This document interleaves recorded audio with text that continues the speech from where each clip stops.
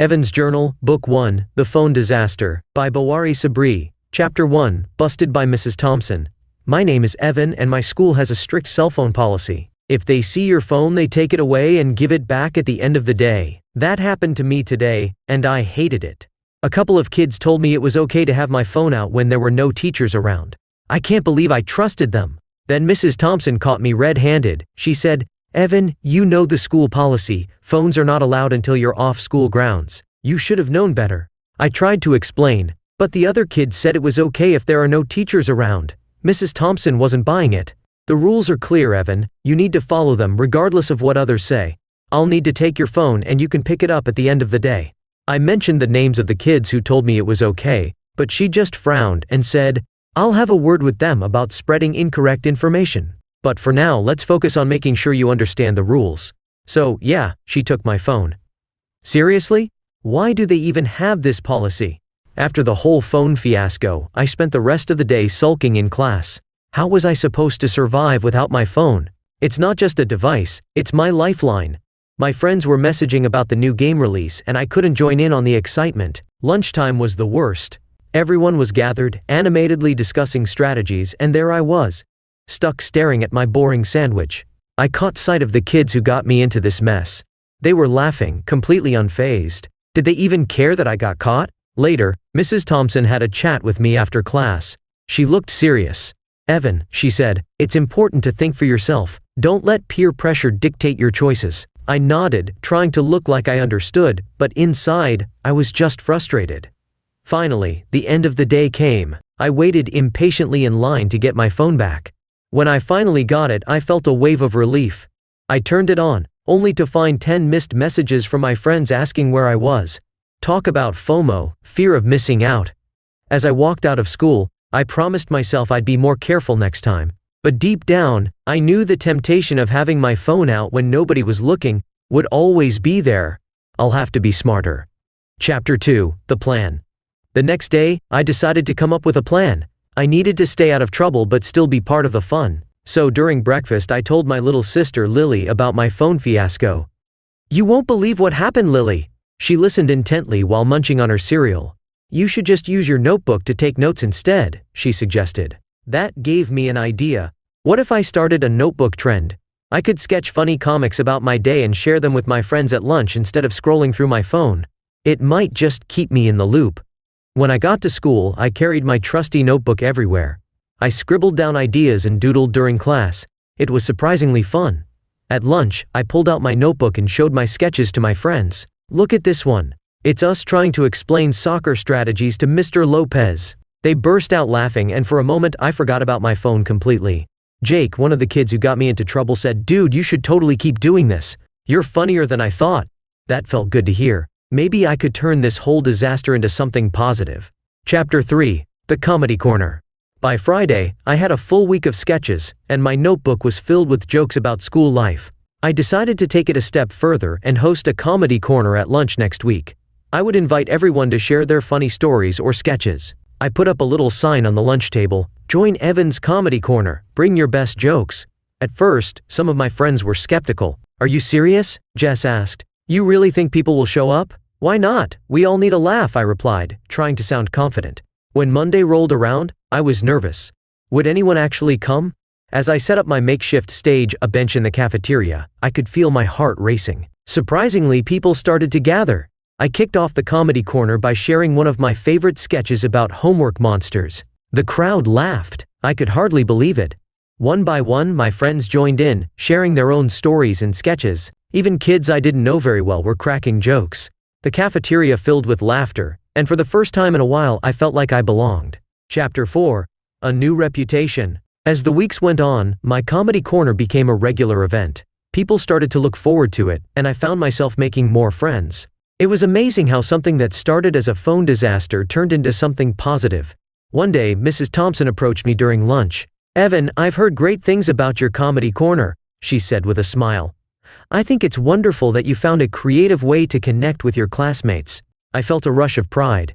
"Thanks, Mrs. Thompson, it's really fun." But then she added, "Just remember, humor can bring people together, but it's also important to stay focused in class." I nodded, realizing she was right. Balance was key. As I walked home that day, I reflected on how much had changed. I might have lost my phone for a day, but I gained something much better.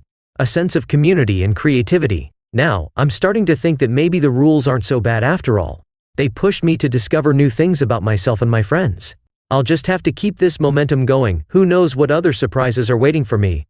Chapter 5. The Challenge. The next week, everything was going great. Comedy Corner was a hit, and people were even bringing new friends to join in. My notebook was packed with sketches and ideas. But just when I thought I had everything under control, something unexpected happened. Today is Screen-Free Friday, which means no phones, no tablets, no fun. I swear this school is out to get us. Mrs. Thompson announced it like it was some great idea, like we'd all be jumping up and down at the chance to pretend we live in the Stone Age. Everyone groaned, of course. How are we supposed to survive a whole day without checking our phones at least once? I mean, what if something important happens? Like, what if there's a new meme going around and I miss it? Or worse, what if my meme goes viral and I don't even know? Ugh! I've already chewed my pencil down to a stub, and it's not even lunchtime yet. How do people even survive in the real world without screens? But we already have a phone policy, Jake whispered to me, rolling his eyes. What are they trying to do, torture us? I know, I said, but I guess it won't be too bad for me. I've been using my notebook more anyway.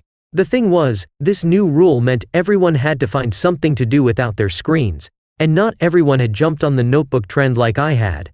By lunchtime, the cafeteria felt eerily quiet, as if people didn't know how to entertain themselves anymore. That's when Jess leaned over and said, "Hey, why don't you make today's Comedy Corner extra special, like a screen-free spectacular or something? Give people a reason to forget about their phones." It was a brilliant idea. I grabbed my notebook and started sketching like crazy during lunch.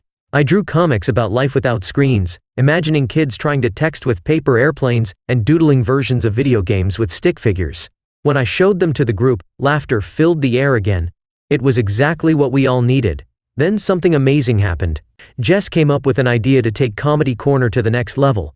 She suggested we create live skits, instead of just reading jokes or showing sketches. The idea spread like wildfire. "Why not act out one of your comics?" Jess said, grinning. I hesitated for a second. "I've never done that before," I admitted, feeling a bit nervous. But with everyone looking at me, expecting something funny, I couldn't back down. Chapter 6. The Skit. That afternoon, we pushed aside the usual cafeteria tables to create a small stage space. I picked a comic I had drawn about a secret school ninja who sneaks around, trying to get away with breaking rules, like chewing gum or running in the halls, only to be caught by Mrs. Thompson every time. Jake volunteered to play the ninja, and Jess took on the role of the rule enforcer teacher. I was the narrator, setting the scene and explaining the chaos. As the skit unfolded, the cafeteria erupted with laughter. Jake tried to crawl under tables, tiptoe past imaginary security cameras, and stuff gum in his mouth when no one was looking, all while Jess appeared out of nowhere, catching him in hilarious, exaggerated ways. Even Mrs. Thompson, who was supervising lunch, chuckled when she saw herself being played by Jess. At the end of the skit, I delivered the punchline, "You can't outrun the rules," especially when Mrs. Thompson's around. The crowd went wild. I felt like I was on top of the world. Who knew performing could be so fun? Chapter 7. Facing the Pressure. By Monday, the skit had become the talk of the school. Suddenly, people I barely knew were coming up to me and asking if they could join Comedy Corner. Some wanted to share their own jokes, while others had ideas for more skits. It was exciting, but it was also a lot of pressure. "How are you going to top last week's skit?" Jake asked during lunch as he flipped through my notebook. "I'm not sure," I admitted. I didn't expect it to get this big, and that was the problem. Comedy Corner had started as a fun way to hang out with friends and share some laughs, but now it felt like everyone was expecting something huge from me every week. What if I couldn't keep coming up with funny ideas? That night, I couldn't stop thinking about it. I flipped through my notebook, trying to find inspiration, but nothing felt good enough. Maybe I was overthinking it, but the more I worried, the harder it became to come up with new ideas. Chapter 8. Mrs. Thompson's Advice. The next day, I felt even more stressed. I was scribbling in my notebook during class when Mrs. Thompson noticed. "Evan, everything okay?" she asked, raising an eyebrow. "You've been pretty quiet today." I hesitated before nodding. "Yeah, just trying to come up with more ideas for Comedy Corner." She smiled. "That's great, but remember, humor doesn't always have to come from trying too hard. Sometimes the funniest moments come when you're not overthinking things." I thought about that for a second. Maybe she was right. Comedy Corner didn't have to be perfect every week, it just had to be fun. Before I could respond, she added, "And don't forget to enjoy it, that's the whole point, right?" I smiled back, feeling the pressure lift just a little. Maybe Mrs. Thompson wasn't so bad after all. Chapter 9, Back to Fun. When Friday rolled around again, I decided to take Mrs. Thompson's advice. Instead of stressing out about creating something huge, I went back to what made Comedy Corner fun in the first place: simple, goofy moments that everyone could relate to. At lunch, I started with a short sketch about how kids try to hide their snacks during class, with Jake playing the role of snack ninja again. It wasn't as big as last week's skit, but it was still funny, and everyone laughed. By the end of the week, I realized that Comedy Corner wasn't about impressing people, it was about having fun and making people laugh. As long as I remembered that, I knew I'd always have something